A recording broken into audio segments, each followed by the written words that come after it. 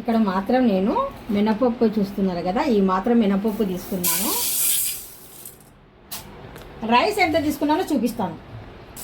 1/2 KG అండి. చూడండి, డబ్బు చూపించలేకపోయాను. 1/2 కేజీ కొన్ని పడిపోయాయి. 1/2 కేజీ తీసుకున్నాను. ఇక్కడ కోటా రైసే.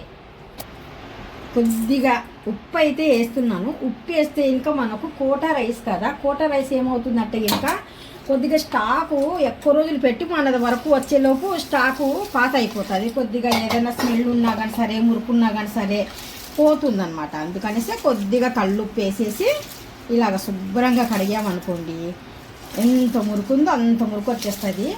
3 సార్లు శుభ్రంగా కడిగేద్దాం.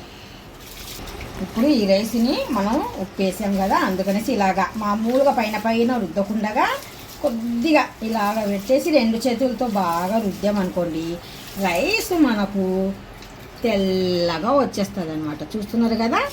ఇప్పుడు మనం ఫస్ట్ టైం ఇది వాటర్ వేసింది, ఎంత తిక్కుగా ఉన్నాయో చూడండి, పాలలాగా ఇంత తిక్కుగా ఉన్నాయి కదా. ఇలాగే మనము ఇంకొక 2 సార్లు కడిగామనుకోండి, లైట్ వచ్చేస్తుంది వాటరు. అప్పుడు వదిలేద్దాము.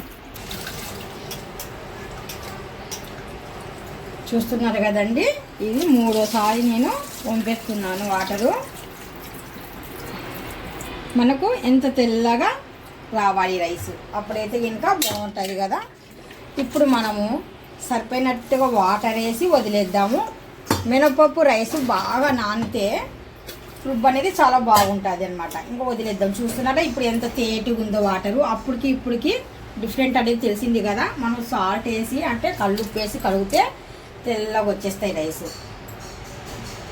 పిండి చూస్తున్నారు కదా, ఎంత ఇడ్లీ పిండి లాగా ఉంది చూడండి, అసలు ఎంత బాగుంది చూడండి. చూస్తున్నారు కదా ఎంత చక్కగా ఉందో. మనం గ్రైండర్లో వేసాం కదా పిండి, మనం ఇలాగన్నా వేయచ్చు.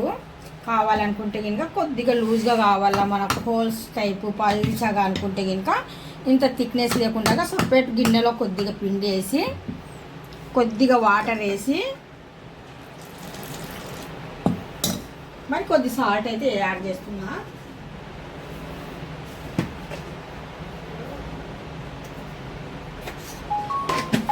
ఇప్పుడు మనకు పల్చగా అంటే కొద్దిగా వాటర్ కంపల్సరీ ఉండాల్సిందే. తిక్కుగా అంటే ఇంత ఇప్పుడు నేను చూపించాను కదా మొదట్లో పిండి, ఎంత అసలు ఇడ్లీ పిండి లాగుంది చూడండి.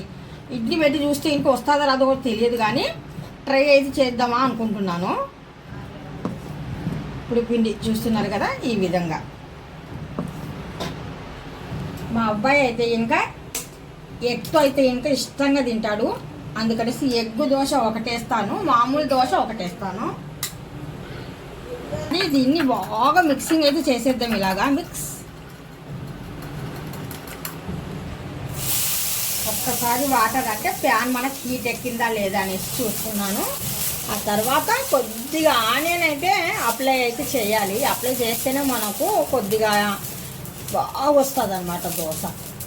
చూడండి, పెద్ద పెద్ద రెస్టారెంట్లో కూడా మంచి మంచి హోటల్స్లో, చిన్న హోటల్ పెద్ద హోటల్ అని కాదు, ఎక్కడ చూసినా కానీ సరే ఆనియన్ అనేది ప్యాన్ పైన కామన్గా ఇలాగ అప్లై అయితే ఇంకా చేస్తారు. ఇప్పుడు పిండి తీసుకున్నాను. ఈ పిండిని నేను బాగా దగ్గరటుండి మా సబ్స్క్రైబర్ దెబ్బకు మంచిగా లైకులు చేయాలా.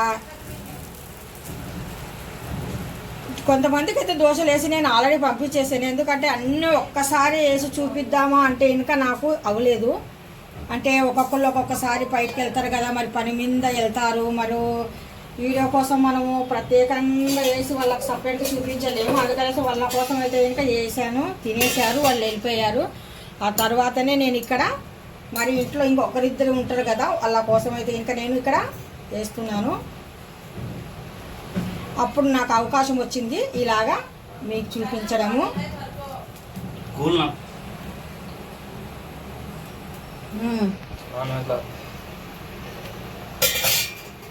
ఎగ్స్ అయితే ఇంకో ఒక్క ఎగ్ అయితే నాకు సరిపోలేదు, అందుకనేసి 2 ఎగ్స్ అయితే ఇంకా ఇక్కడ యాడ్ చేశాను.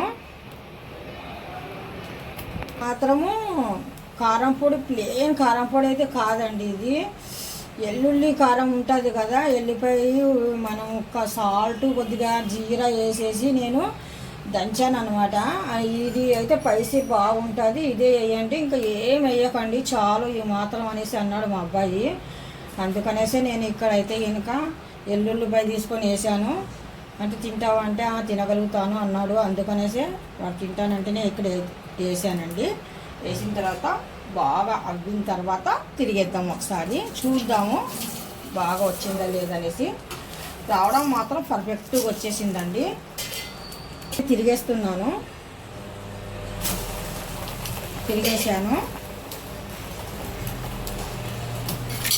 అది చూస్తున్నారు కదా ఎంత చక్కగా మనము చేసామో.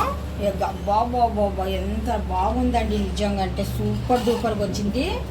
ఇప్పుడైతే ఇంకా ఈ రకమైన ఆమ్లెట్ దోశ అయితే వేసి చూపించాను కదా, ఇప్పుడు 1 2 ప్లేన్ వేసి చూపిస్తాను.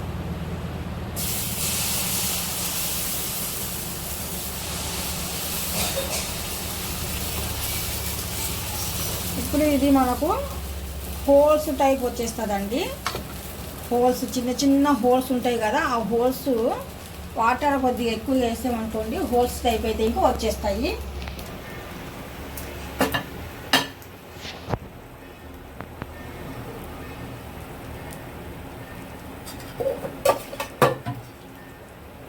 పైనుండి కొద్దిగా ఆయిల్ అయితే ఇంకా అప్లై చేస్తున్నాను.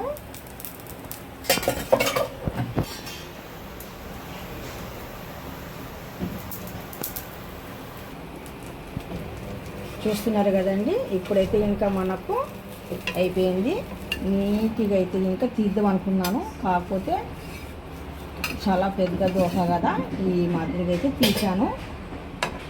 ఇంకొక దోశ అయితే వేసి చూపిస్తాను. మాత్రం హోటల్ స్టైల్ అండి. మనకు పల్చగా ఉండి రేకు టైప్ వస్తుంది చూడండి, పల్చగా రేకు టైపు ఎర్రగా ఉండేసి పల్చగా రేకులాగా వస్తుంది. పేపర్ దోశ అంటారు చూడండి, ఆ దోశ అండి. ఇంకా దీనిపైన ఏదైనా ఎగస్ట్రా పిండి ఉన్నా కానీ సరే వాళ్ళు లాగేస్తారు చూడండి బాగా. మనం ఇక్కడైతే వేస్ట్ అయిపోతుంది, ఎందుకు లాగడం అని తీయడం లేదు నేను. ఇంకా దీనిపైన కూడా మనం కొద్దిగా ఆయిల్ అయితే అప్లై చేస్తున్నాము.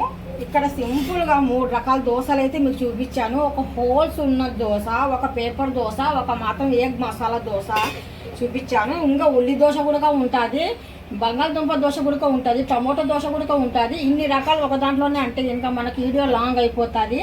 అందుకనేసి నేను ఇక్కడ 3 రకాల దోశలు ఒకటి చూపిస్తున్నాను.